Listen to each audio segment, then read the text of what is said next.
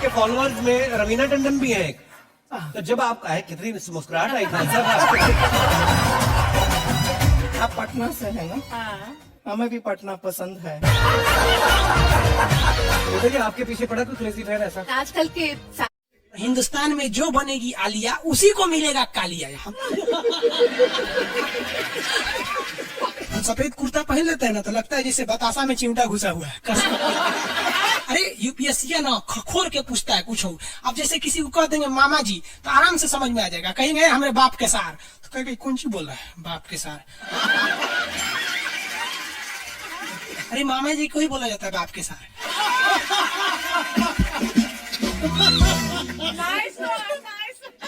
तो वही ऐसे पूछता है। भूगोल वालों ने ये दोनों का नाम अलगे रख दिया। हम तो आपको धाए दे बता दिए थे। आप में से कितने अच्छे से आप बता दिए कि एक में कि दो में। लेकिन यही क्वेश्चन यूपीएससी पूछा था और आधा लड़का गलती ठोक के आया था। क्या पूछा था पता है? कि ज्यादा ठंडा टुंडरा में पड़ता है कि टैगा में। अब लड़का पगला गया। टुंडरा टैगा कौन सी होलो रे भाई?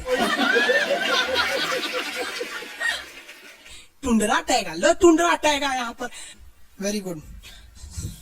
अरे इसमें इमोजी कौन लिख के भेज रहा है? ये सबको हमने बतियाने का आदत लगा है।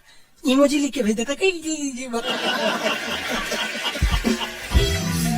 आगे तो लोग कहेंगे इमोजी कौन सी पढ़ेंगे हम? इमोजी लड़कियां बना बना भेज रही है सब।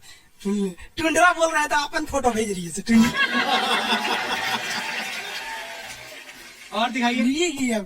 इमोजी लिख के मत भेजिए आप लोग। अरे जो लिखना है लिखिए ना। इमोजी भेजता है सब। हिंदी मीडियम वाला तो कई को पता नहीं इमोजी मतलब कौन सी होला। और जन सियार ऐसा पीला पीला मुखौटा बना रहा तो इमोजी बोला जाता है। ये रेखा बोलिए फटाफट कौन सी रेखा है बीचों बीच से जा रही है? ये रेखा है विषुवत रेखा। कौन सी रेखा? विषुवत रेखा। हमारा प्यारा भारत ये रहा हमारा सारे जहां से अच्छा। ये हमारा हिंदुस्तान उत्तरी गोलार्ध में है। Northern hemisphere of the earth. ये हमारा कौन सी रेखा? विषुवत रेखा। अरे ये क्या हो गया? ये टेक्निकल आदमी नहीं है हम। ये नटंकी कर रहे हैं। रेखा पे जितने देश है ना वहाँ के लोग एकदम मंगरैला की तरह काला होते हैं सब। आगे इतना भयानक काला होता है सर कि उनको देखकर हिंदुस्तान का अगुआ भाग जाएगा। दुल्हन की तो बातें छोड़िए। लेकिन जितना सुंदर लड़की होती है सब ना बहुत सुंदर लड़की वो देखिएगा जब टेढ़ा लड़का पसंद करती है सब। सुंदर लड़की को बुद्धि पता नहीं कहाँ होता है। एक्चुअली भगवान जो है ना सुंदरता बनाए। देखिए अगर किसी चीज में समय देंगे तो दूसरे चीज से समय काटना पड़ेगा। तो भगवान जिसको सुंदर बनाया ना खूब सुंदर तो उसको कुछ ना कुछ कहीं ना कहीं से समय काट लिया। तो जो बुद्धि बना रहा था तो बुद्धि काट लिया। तो जितना देखिए जितना सुंदर लड़की की नहीं सर अजबे सबसे फसल रहती है सर। एकदम खौराइल रहेगा। खूब सुंदर लड़की लेके घूमेगा। आप देखिए ना एक देख लीजिए ऐश्वर्या राय को कोना से बिया की हो? अभिषेक बच्चन। बताइए हम लोग उस टाइम खाली थे लोग। और दिखाइए। हाँ अजब हाल है भाई। वही हो गया। तो यहाँ पे जितना मिलेगा सब ना सब का सब मिलेगा सब काला काला। और हिंदुस्तान में जो बनेगी आलिया उसी को मिलेगा कालिया। यहाँ कश्मीर में खूब ठंडा। कश्मीर की कली वाह वाह समझा गया। वहाँ कोई फेयर एंड लवली की जरूरत नहीं है। कश्मीर के लड़का लड़की सब गोरे होते हैं लोग। और नीचे दक्षिण भारत में देखेंगे तो सब झौंसल मिलता है सब। कुछ कुछ हीरोइन गोरी हो जाती है सर। अब बाल्टी में सोचो फेयर एंड लवली घोर के उनमें नहा लेगी तो गोर ना हो जाएगी सर। उस समय भूगोल का नियम काम नहीं करता है यहाँ पर। समझ में नहीं आ रहा। तो साउथ के लोग काले क्यों होते हैं? अब भैया साउथ वाले लोग बुरा नहीं मानिएगा। और काला होना बुरा क्या? हम खुद काला है। हम क्या दूसरे को बोलेंगे? हम सफेद कुर्ता पहन लेते हैं ना तो लगता है जैसे बतासा में चिमटा घुसा हुआ है। आपको फिर बताए ना जितना काला रहता है उसको कैसा मिलती है सब। हाँ चलो ध्यान से देखो। यहाँ समझिए आप समझ में आया कश्मीर के लोग गोरे काय होते? अच्छा, कश्मीर से तो ज्यादा गोर चाइना वाला होगा, उससे गोर तो रूस वाला होगा सर। ऐसे जो रूस वाला को देखेंगे ना, व्लादिमीर पुतिन को देखिएगा तो लगेगा ऐसे छीलल मुर्गी है। अंग्रेज सबको ऐसे कर देता है तो खून दिखने लगता है यहाँ पे लाल लाल। समझा कि नहीं? आगे भूगोल कितना इजी है ना? इजी नहीं है, बकलोल कहेंगे इजी नहीं लगा है इसको। सुतल है। आगे बढ़ा तो जितने लोग विषुवत रेखा के करीब वाले हैं वो होंगे काले, बीवी में रहेगी गोरी। और जो ये कोई भूगोल का नियम नहीं है रे भाई। और दिखाइए। बस खत्म। टफेस्ट एग्जाम है इंडिया का, यूपीएससी, उसकी 2.5 लाख की फीस को हम 7,500 में कर दिए। ऐसा हम लोग को लगता होगा 7,500 बहुत कम है। एक लड़की ने कहा कि सर शाम वाले बैच को ना मॉर्निंग में कर दीजिए। हम कहे बाबू तो इतना सबके इंडिविजुअल से तो बैच ट्रांसफर नहीं है, क्या प्रॉब्लम है? उसने कहा ना शाम में हमको दूसरे के यहाँ बर्तन मायने जाना होता है। एक लड़का बेचारा नदी से बालू निकालता था और वो बालू को भरता था, फिर नाव बालू को किनारे लेके बेचती थी और वो बालू भरता था, उससे मेरी फीस ले आया। हमारा हाथ काम भी, हम कैसे फीस ले लेंगे यहाँ पर? उसी दिन हमने ये प्रण लिया था कि भारत का कोई भी बच्चा उसके सफलता में पैसा उसकी बाधा नहीं बनेगी, चाहे उसको जितना भी पढ़ना रहे।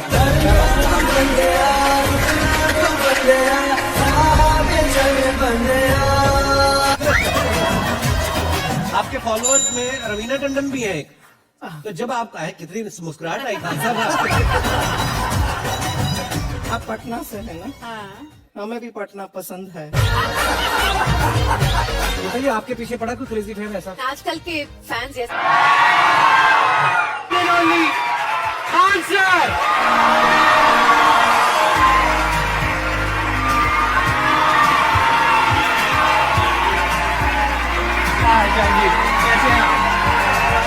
सीरियल तो और ससुरा चौपट रहता है। देखो सीरियल में समझे में नहीं आता। अच्छा एक चीज कभी गौर किए हो, सीरियल में ना हीरोइन जो होती है सब, यानी जो उसमें वो लीडिंग कैरेक्टर में होते हैं सब, आदमी सीरियल में झुंझुन्ना रहता है। आप सीरियल को ध्यान से देखिएगा, आदमी का रोल क्या होता है। जैसे सीरियल चालू होगा, आदमी को शीशा के सामने टाई लगाते दिखाया जाएगा और उसकी पत्नी बैग लेके खड़ा रहेगी। अगला सीन में वो ऑफिस में लैपटॉप खोला है, खत्म काम उसका, सीरियल खत्म, बाकी सब महिला। अच्छा तू खाना बनाई है, नमक छोंक देगी जा।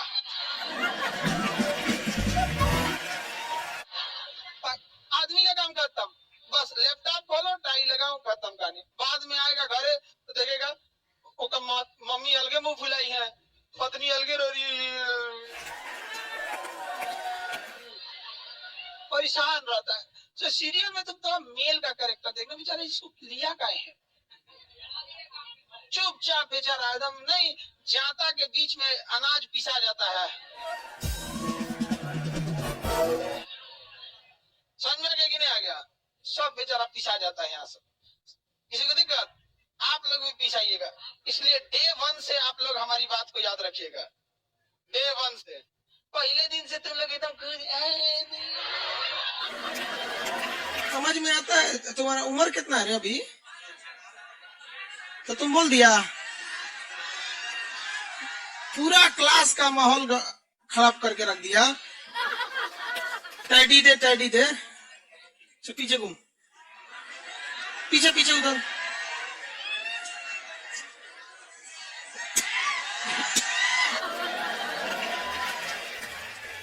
पढ़ने का उम्र है, पढ़ाई कर ले।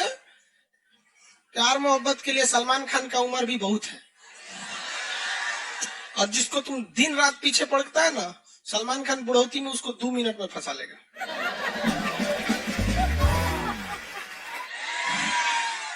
लड़की खूबसूरत हो और लड़का कामयाब हो, प्यार 2 मिनट में हो जाता है। आगे तुम हम लोग तो ये याद रखियो भैया, हम बजरंग बली के बहुत बड़का वाला, हमरा से हमने ये सब प्यार मोहब्बत वाला बात, हमारा दिमाग जल जाता है। ये भारत की संस्कृति है बाबू। ये अंग्रेजों के यहाँ वैलेंटाइन डे होता है, जहाँ हर साल उनके प्यार मोहब्बत बदल जाया करते हैं, अगले साल दूसरे को वो लोग करते हैं। भारत की संस्कृति है, यहाँ एक बार जिनसे प्यार होता है 7 जन्मों का रिश्ता निभाने के लिए 7 फेरे लेते हैं वो लोग। हम अंग्रेजों के लिए नहीं है किसी ओके वहां फादर डे मनाओ कि ओकरा याद ना आता है हमारा फादर कौन है। तुम मम्मी से पूछे, मम्मी 2013 में तुम किसके साथ शादी की थी?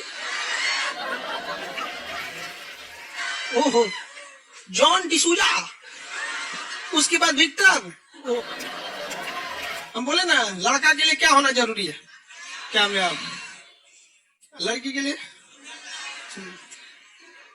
तो लोग बोलते हैं प्यार मोहब्बत दिल से होता है, घंटा दिल से होता है।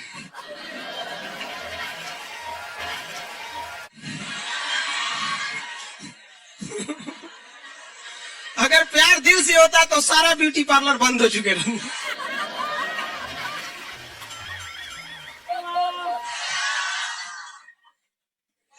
यार यहाँ शादीशुदा लड़की नैहर से ससुराल जाती है तो मेकअप करके जाती है, उसको ही पता है वैल्यू। आगे और चारों ओर घूमने की स्वतंत्रता है, तो इसका मतलब थोड़ी नहीं कि हर जगह चल जाएंगे क्योंकि बेडरूम में घुस जाइए। क्या रे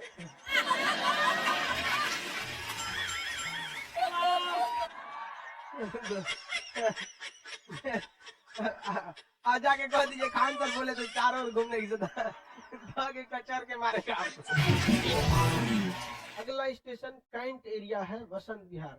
जिनके पास इस स्टेशन पर उतरने का कार्ड ना हो न उतरे, और आपके पास कार्ड नहीं है उतर गए, चल ना घूम के आते हैं दूसरे का मेट्रो से, तो वहाँ बैठल रहेगा आर्मी वाला, अगले मेट्रो में आप जाएंगे नहीं, पहुंचाए जाएंगे। घर में भी देखिएगा ना, महिला हड़ताल करेगी तो बोलबे नहीं करेगी दीदी।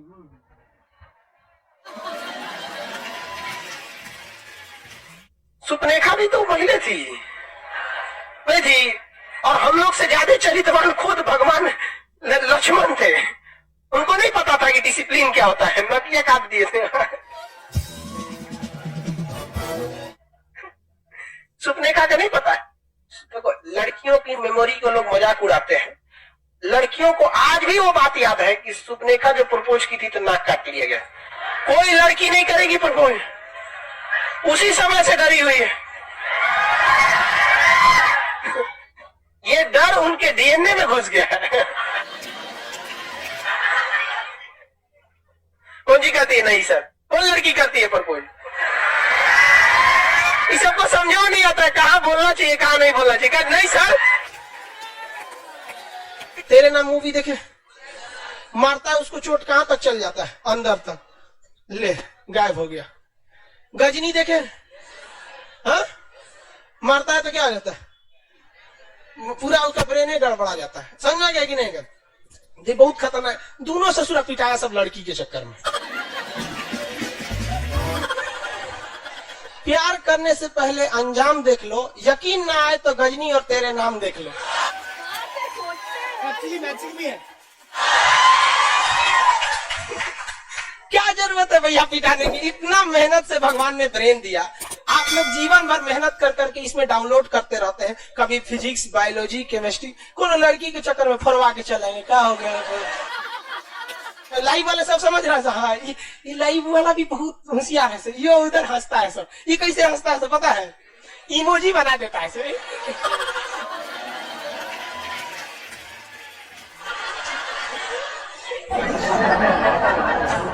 डिजिटल इंडिया में भी हंसी नहीं बर्दाश्त होती, घुसियाएगा तो लाल रंग का भौकाल बना दी गई। कब कब बैच लेट हो जाता है ना, घुसिया कैसे बोलता है सो। खत्म हो गया। जैसे आप में से कितने लोग हैं जो बहुत एक्साइटेड हैं आज के सेशन को लेकर के? तो अब मैं जैसे ही आपको नाम बताऊंगा उनका, जो हमारे आज के गेस्ट हैं, तो आपका जो एक्साइटमेंट लेवल है वो और बढ़ जाएगा। ये बताने से पहले कि गेस्ट कौन है, मैं आपको थोड़ा सा बताता हूँ यूट्यूब के बारे में। यूट्यूब में क्या है कि पूरे वर्ल्ड की अगर बात करी जाए तो करोड़ों चैनल्स हैं जो अलग अलग जॉनर्स में है, अलग अलग कैटेगरीज में है। उसमें से 2 बड़ी कैटेगरीज है, मोटिवेशन और एजुकेशन।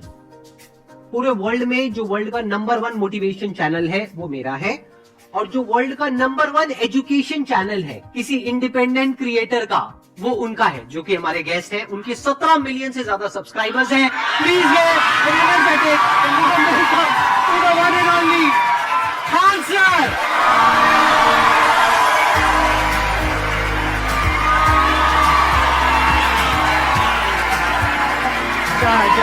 कैसे हैं आप?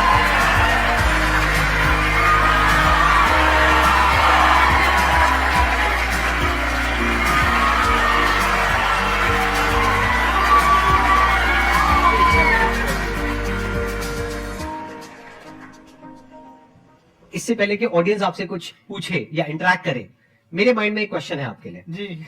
जो बच्चे हैं वो आपके इतने दीवाने क्यों हैं, इतने पागल क्यों हैं आपके पीछे? मतलब मेरे कमेंट सेक्शन में भरा पड़ा था, खान सर कब आएंगे, खान सर कब आएंगे। मतलब ऐसा क्या जादू कर दिया आपने बच्चों के ऊपर? ये सवाल हम आपसे भी पूछते हैं, हमारे पे भी इतना कमेंट आया, इतना मेरे तो ऑफिस में लोग चले आए कि सर कब जा रहे हैं। अच्छा। क्योंकि हम लोग का तो एग्जैक्ट है वही पढ़ाना है। हाँ। तो देखिए, हम लोग का मेन है कि बच्चों को जो जरूरत रहती है कि अगर लड़का पढ़ने आया है ना, उसके मन में कोई डाउट ना रह जाए। हम उसको कहते हैं कि हम तुम्हें पढ़ा रहे हैं, दम है तो भूल के दिखाओ, याद करके नहीं।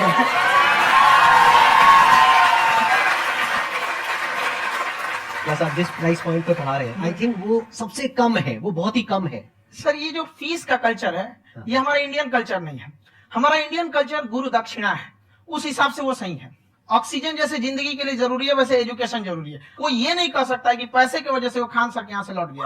क्या बात है।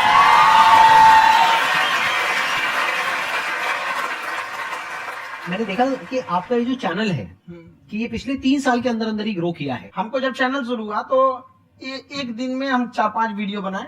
एक हमको कुछ आता, आज भी नहीं आता इतना, तो हम देख के कैमरा उमरा तो हम कंफ्यूज हो गए, बाप रे। तो हम एक ही दिन में वीडियो शूट किया, पढ़ाने वाला टॉपिक था हमको। उसके बाद कभी वीडियो नहीं, 6-7 वीडियो एक ही बार शूट कर लिए। और एक जो थे जिनका कैमरा वगैरह था, मेरे पास कैमरे भी नहीं थे उस टाइम, और कैमरा 35,000 का था, तो 6 महीना इसी में लग गया। 35,000 इसी में फंस जाएगा। तो उनके कैमरे से शूट किए, उन्होंने कोई चार्ज लिया, उसके बाद हम छोड़ ही दिए। लॉकडाउन लगा, तब हम कहें आप कैसे पढ़ाएंगे, तो 1 दिन 2 दिन करते करते अचानक लंबा हो गया। तब हमको लगा, याद आया कि ओहो मेरा एक चैनल भी है वहां पे। तो उस समय उस पे लगभग 30,000 सब्सक्राइबर हो चुके थे।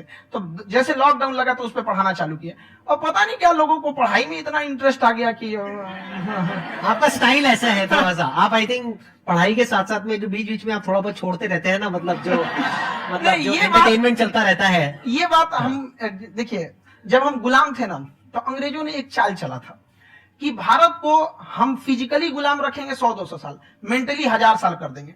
उन्होंने पढ़ाई का मॉडल चेंज कर दिया। उन्होंने ऐसा डिजाइन किया कि टीचर की रिस्पॉन्सिबिलिटी है वो पढ़ा के चला जाए। टीचर की रिस्पॉन्सिबिलिटी यहाँ खत्म नहीं हो जाती। पढ़ाना तो कोई भी पढ़ा सकता है, टीचर की इससे बड़ी रिस्पॉन्सिबिलिटी होती है उसे समझाना। वो समझा कि नहीं समझा। अगर लड़का आपके समझाने के बाद डाउट रह गया तो ये आपकी गलती है। लड़का हमसे पूछता है, सर इतनी भीड़ है आपके पास, तो कहते सर डाउट कैसे पूछेंगे? हम कह रहे तुम्हारा डाउट बचेगा तब ना पूछेगा तुम डाउट यहाँ।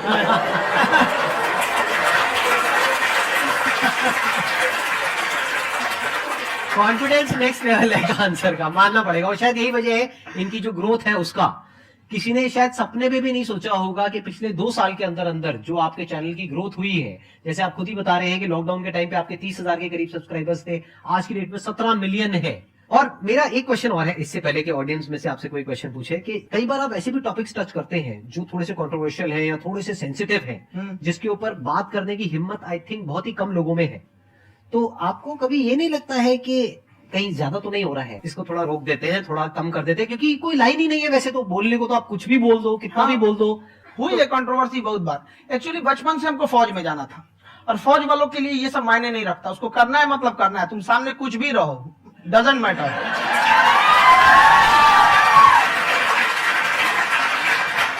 और मैंने YouTube पे देखा कुछ वीडियोस में कि आपका जो इंस्टीट्यूट है वहां पर आज से कुछ साल पहले कुछ बम गिरे थे। कुछ गिरे थे, कुछ तो बहुत सॉलिड जगह गिरा था, पता नहीं वो। मतलब आपके आसपास? हाँ, बम को भी पता है कि टीचर की इज्जत किया जाता है। क्या बात है, क्या बात है।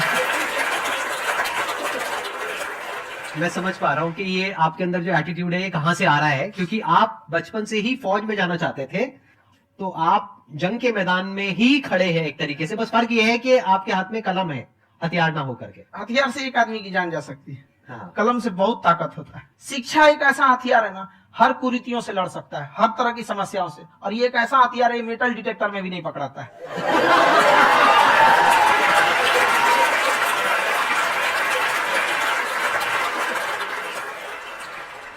मेरा क्वेश्चन ये है कि अभी प्राइवेट ऑर्गेनाइजेशंस में पीटने का, पनिशमेंट का ये सिस्टम जो है खत्म हो गया है। हम आपके वीडियो में देखे हैं सर कि आप एक बड़ा सा रोल रखे रहते हैं, पुलिस है ना? वाला लाठी है वो, अब पुलिस वाला लाठी है और स्टेज पे बुला के बच्चों को उसी से धुनाई शुरू कर देते हैं मस्त एकदम से, है ना?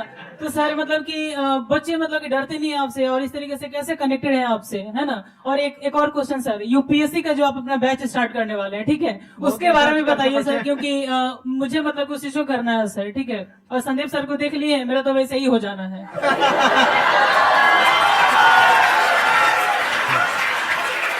क्या हो जाना है? मेरा पूरा कंप्लीट करो।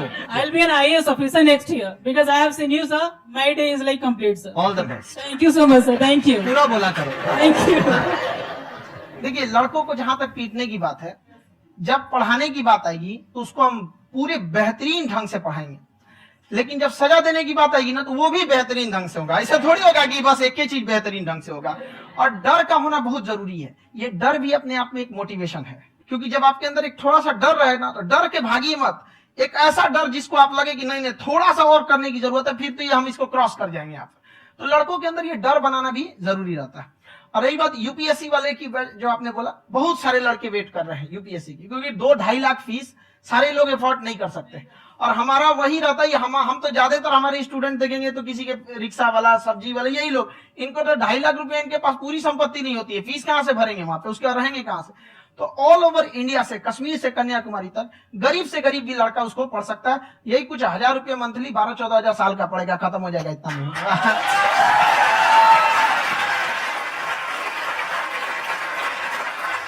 ये जो डंडे वाली बात इन्होंने कही, ये सच है? मतलब आप सच में एक डंडा रखते हो पुलिस का ही है वो।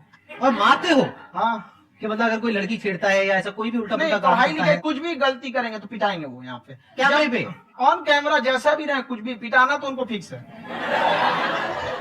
एक तो कोई मतलब विधायक जी थे, उनके लड़का को पीट दिया, तो चला दल बल लेके अपना वहां पे। उसने घर पे नहीं बताया था कि सर ने पीटा है, बस बोल दिया कोचिंग में पीटा है। बाद में पता चला हम पीटे हैं, तो उसके पिताजी मेरे सामने और पीटे।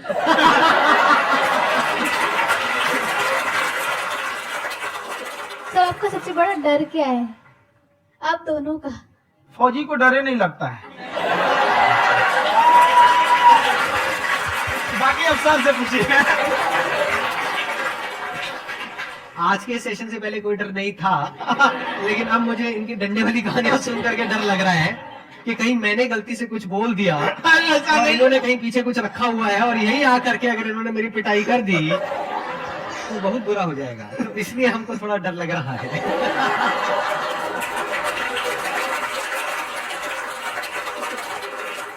आपकी डेली कितने घंटे क्लासेस होती है? 6-7 घंटे। अभी भी खुद ही करते हो आप? हाँ, खुद ही हमारे classes स्टाफ करते हो? परेशान रहते हैं। हम 1:30-2 बजे सोते हैं, सुबह 6 बजे उठ जाते हैं, परेशान रहते हैं। अरे इतना क्यों करते हो? है ना? कभी क्योंकि तो उनको भी साथ साथ लगना पड़ता है ना। उनको साथ लगना पड़ता है। हम जग गए तो कोई सोया थोड़ी रहेगा, परेशान दिन में सोते ही नहीं है, बेचारा कहीं कहीं जाके सोते रहता है। तो हम सिर्फ बांधी भाई तुम इस समय सो जाना, तुम इधर सो जाना। आपकी शादी हो गई या नहीं हुई है अभी? मेरी खुशहाली देख के आप आइडिया लगा सकते हैं।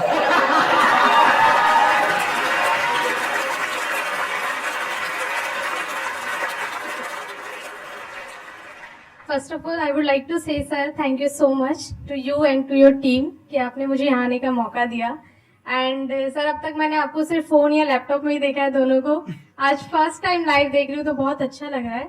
तो मेरा क्वेश्चन ये है सर आपसे, जब हम लाइफ में कोई डिसीजन लेते हैं कि हमें ये पर्टिकुलर चीज करनी है, और क्योंकि हम डिसीजन लेते हैं तो हमारी आदत है कि पहले हम 4 लोगों से पूछते हैं कि तू बता तेरी क्या राय है, तू बता तेरी क्या राय है।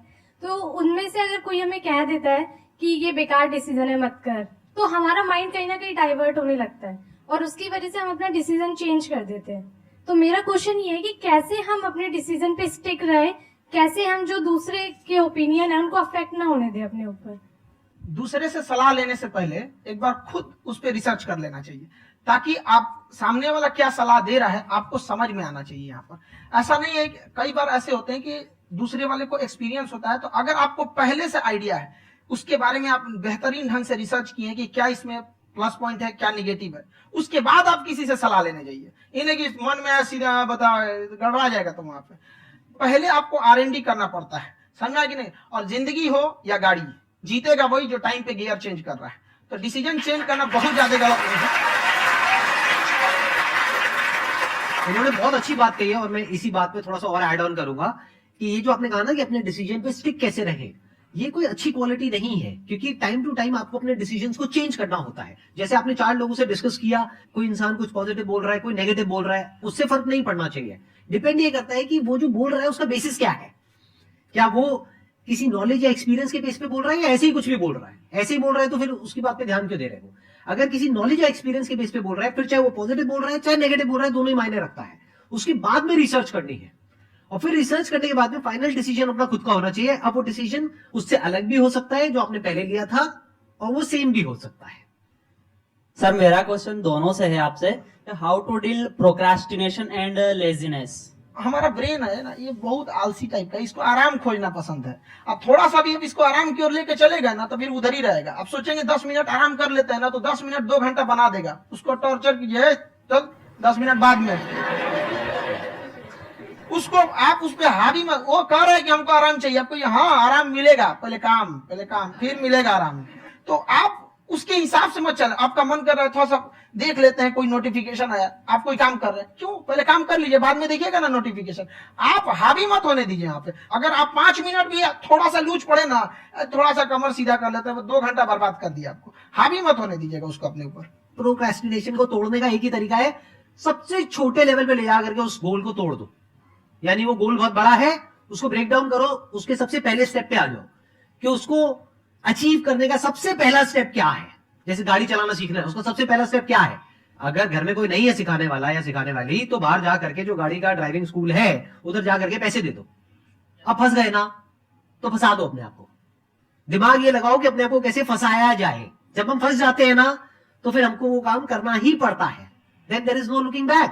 जब तक आप सोच रहे हो तब तक सोच रहे हो, उसको बोलते हैं पैरालिसिस ऑफ एनालिसिस। आप सोचते चले जा रहे हो अपने माइंड में, मैं ये करूंगा वो करूंगा वो करूंगा वो करूंगा, और प्रोक्रेस्टिनेट हो रहा है, वो चीज टलती चली जा रही है। तो उसको छोटे से छोटे लेवल पे ब्रेक डाउन करके उसको कर दो, दैट इज नंबर 1। और जैसे ही करना शुरू करते हो, कोशिश करो कि उसको जब तक कि आप सही से नहीं कर लेते हो उसको छोड़ना नहीं है, तो आपकी लेजीनेस भी खत्म हो जाएगी। कई लोगों को तो हमने देखा जो सप्ताह में कुछ भी नहीं करता, वो भी संडे को आराम कर रहा है।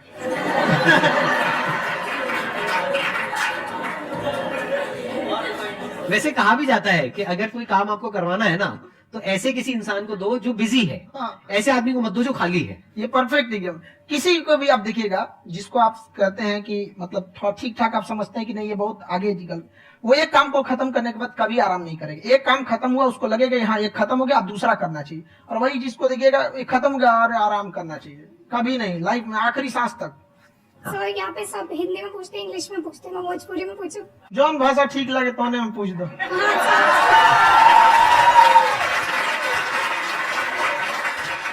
सर ये पूछे के चाहते नहीं कि जैसे हमने क्या पढ़ाई करी थी सर, तो कभी कभी डेली टारगेट्स जो होला वो कंप्लीट ना होला। अगर टारगेट्स कंप्लीट भी होला तो फिर ऐसा इरिटेशन या फिर वो एंजाइटी या फिर कि और करना है या फिर अभी नहीं हुआ, वो चीज हमेशा रहेगा। तो वो कम कैसे करल जाए? देखिए टारगेट्स को ना हम लोग को एक अपने हिसाब से पहले फिट करना चाहिए। ऐसा नहीं कि दूसरे किसी इंसान को देख के हम टारगेट फिट कर ले। कोई लड़का 8 घंटा पढ़ रहा है, कोई पहली बार अभी पढ़ना ही चालू किया, उसको देख के 8 घंटा पढ़ेगा तो पढ़ाई छोड़ देगा। तो आप अपनी क्षमता के हिसाब से देखिए कि आप कितना पढ़ सकते हैं। अगर आपने एक घंटे को बना लिया कि हम 1 घंटा पढ़ सकते हैं, अगले 1 हफ्ते तक उसको सस्टेन रखिए। जिम में कैसे करते हैं लोग, पहले दिन उठा लीजिएगा 1 क्विंटल तो हार्ट अटैक हो जाएगा। तो वो धीरे धीरे टारगेट सेट कीजिए और अपनी क्षमता को भी देखिए। हर इंसान की क्षमता अलग है। कंगारू को देख के हाथी छलांग मारेगा, पैर तोड़ के बैठ जाएगा।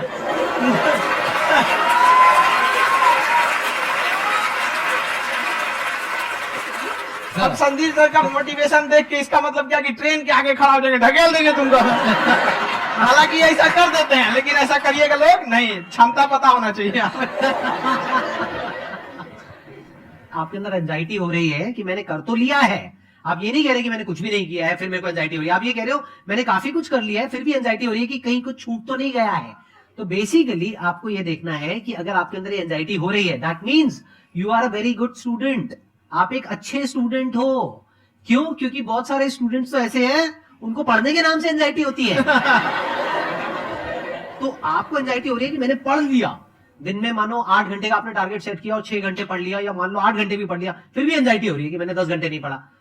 तो ये तो अच्छी क्वालिटी है ना, ये तो एक ब्रिलियंट स्टूडेंट की क्वालिटी है, क्योंकि एंजाइटी उसी को होती है जो केयर करता है, जिसको परवाह है, उसी की तो एंजाइटी होती है। जैसे माँ को अपने बच्चे की, जैसे एक माँ को अपने बच्चे को लेकर के एंजाइटी होती है। हंस लो मजाक उड़ा लो कोई बात नहीं, एडिट कर देंगे इसको हम।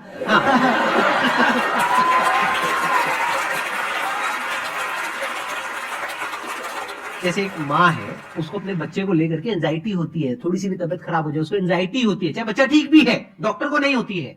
क्यों? क्योंकि माँ को उस बच्चे से प्यार है। तो दैट मीन्स कि आप अपनी पढ़ाई को लेकर के सीरियस हो, इस वजह से आपके अंदर एंजाइटी हो रही है, विच इज नॉर्मल। जहां पर प्यार मोहब्बत होती है वहां पर थोड़ी बहुत एंजाइटी तो होती ही है ना, समझ रहे हो ना मैं क्या कहना चाह रहा हूं? आप लोग समझ रहे हो ना मैं कहां जा रहा हूं?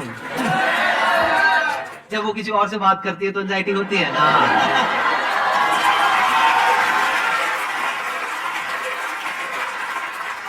सर आपकी स्टोरी हमने सुनी थी, तो एक टाइम आया था जब आप गंगा किनारे जाके बैठ गए थे, उस समय आपको कुछ समझ नहीं आ रहा था, तो उस समय मतलब आपने ये डिसीजन कैसे लिया कि अब आगे नहीं, यहाँ से वापस जाना है?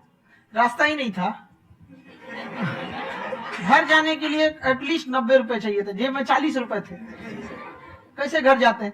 और हम गंगा के किनारे चुपचाप बैठे बैठे हम कहें कि बहुत टेंशन हो गया, अब घर जाना चाहिए। रूम पे तो किराए के रूम पे ही आदमी सारे लोग रहते, गए वहां पे तो रूम लॉक हो गया था। तुम खटखटाए तो ऊपर से गुस्सा से बोले जो ऑनर थे, क्या टाइम हो गया है? तुम 9-10 बज रहा होगा, घड़ी देखिए तो 2 बज रहा था, रात का 2-2:30 बज गया था। वहां टेंशन में आप तो होता है, कई बार ऐसा समय आएगा कि लगेगा जैसे अब कुछ नहीं हो सकता है, तो इससे घबराना नहीं है। कभी कभी गुच्छे की आखिरी चाबी भी ताला खोल देती है।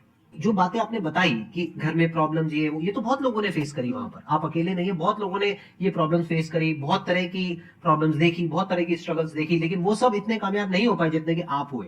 तो आपके अंदर ऐसा कुछ ना कुछ है जो औरों के अंदर नहीं है, तो वो मैं जानना चाह रहा हूं कि वो ऐसा क्या था जहां से कि आपका दिमाग यहां तक सोच पा रहा है कि मैं पूरे इंडिया में इतने बड़े लेवल का चेंज लेकर के आ सकता हूं, एजुकेशन फील्ड में रेवोल्यूशन लेकर के आ सकता हूं। ये सोचना ही बहुत लोगों के बस का नहीं है। मेरी एक खुद की थिंकिंग, अगर हमको कोई 100 रुपए किसी काम के लिए दिया, हम सबसे यही करते हैं, तो हम कोशिश करते हैं उसे 200 का रिटर्न दे। अगर कोई हमसे 200 रुपया फीस दे रहा है, 250 दे रहा है, तो हम उसको ये कोशिश करते हैं कि तुम्हें ऐसा लगे कि नहीं भैया हमने 10-20 हजार का पढ़ लिया यहाँ पर, वो ईमानदारी से कभी कमी। और हमेशा अगर हम प्रॉमिस एक्स का करते हैं तो डिलीवर 4x करना चाहते हैं। ध्यान से सुनना और ध्यान से समझना इस फर्क को, अगर आप समझ पाए तो बहुत आगे जाओगे लाइफ में। एक वो होते हैं जो ये सोचते हैं कि हमें सब कुछ मिल जाए, हमें कुछ भी करना ना पड़े। दूसरी कैटेगरी होती है लोगों की जिनको जितना मिलता है उसमें भी चोरी चकारी करते हैं या कोशिश करते हैं कि उससे कम दे सामने वाले को जितना कि हमें मिल रहा है। तीसरी कैटेगरी होती है लोगों की जो इनके जैसे लोग होते हैं, वो क्या करते हैं, वो ये सोचते हैं कि अगर मैंने किसी से 1 रुपए भी लिया, देखा जाए तो 200-250 रुपए कुछ भी नहीं होता है, 200-250 रुपए अगर मैंने लिया तो कैसे उसको 400 रुपए की वैल्यू दूं। ये जो थिंकिंग है ना, यही एक फर्क होता है एक ऐसे इंसान में जो बहुत आगे निकल जाता है और उस इंसान में जो मीडियोकर रह जाता है। आप अपने आप को अपने आप के ऊपर समय दीजिए, उसको डेवलप कीजिए। जब आप अपने आप के ऊपर खर्च करते हैं तो आने वाले समय में लोग गूगल पे आपको सर्च करते हैं। क्या बात है सर, ये आपने अभी बनाया है या ये कोई पुराना आपका वो है? बनते रहता है, इसे फ्लो में बन जाता है। आपके अंदर ना सर एक कवि छुपा हुआ है कहीं ना कहीं जो बाहर आना चाहता है। कभी ना कभी आपने सोचा होगा कुछ? हाँ, कभी कभी देखिए, एक चीज है, संगत का बहुत अच्छा असर पड़ता है। ये चीज को हमेशा, संगति का मतलब लोग हल्के में ले लेते हैं। संगति का मतलब होता है संग संग गति। तो अच्छे लोग के साथ रहेंगे तो संग संग अच्छी गति होती जाएगी, खराब में रहेंगे तो ये भी होता है। बट अपने आप को थोड़ा सोचना चाहिए कि हम केवल जी के मर जाए इसके लिए नहीं आए हैं। लोग कहते हैं कि सर नाम क्यों नहीं बताते अपना। हमारी एक ही सोच है कि जाने के बाद इस दुनिया से हमको मतलब एक चीज देना चाहते हैं स्टूडेंट्स को, कि वो याद करें कि इस पैसे की भाग दौड़ की दुनिया में हर कोई दोनों हाथ से लूटने में लगा है, खाली हाथ जाने के लिए ये सबको लगा है। तो हर कोई को ये सोचना चाहिए कि था कोई इंसान जो इतने कम फीस में इतनी शिक्षा जो महंगी थी, जो कमाने का रास्ता था, उसको भी एकदम कंपटीशन इतना कर दिया कि अब लोगों को अपनी फीस बढ़ाने में डर लगता है कि अरे यार, लड़का कमेंट करता है कि खान सर इतना ले रहे हैं, आप बहुत बड़ा टीचर हो गए।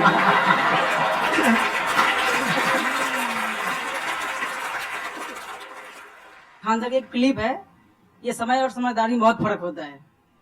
अगर समय रहते समझदारी आ गई तो इंसान कामयाब हो गया, लेकिन अगर समय चला गया फिर समझदारी आई फिर तो बेकार है। तो सर मतलब कुछ आपको ऐसी चीज लाना चाहिए जो मतलब बच्चों जो तैयार हो रहे हैं उनको ये चीजें मतलब एंड टाइम पे दिखे। समझ रहे मेरी बात? नहीं समझ?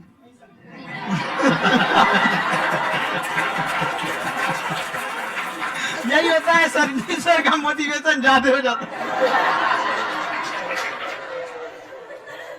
जब आप स्ट्रगलिंग फेज में हैं तो कम से कम चीजों को अपने ऊपर खर्च कीजिए, ज्यादा से ज्यादा सीखने में खर्च कीजिए। अगर आपको राजा बनने का शौक है तो गुलाम की तरह मेहनत करना सीखिए, तब राजा बनना।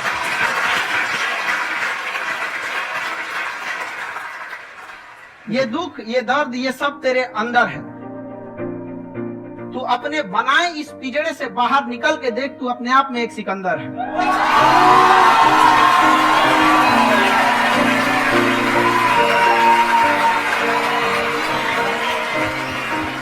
Thank you so much sir for coming. बहुत मजा आया मेरे को आपके साथ में इंटरेक्ट करके। आई एम श्योर आप लोगों को भी बहुत मजा आया होगा।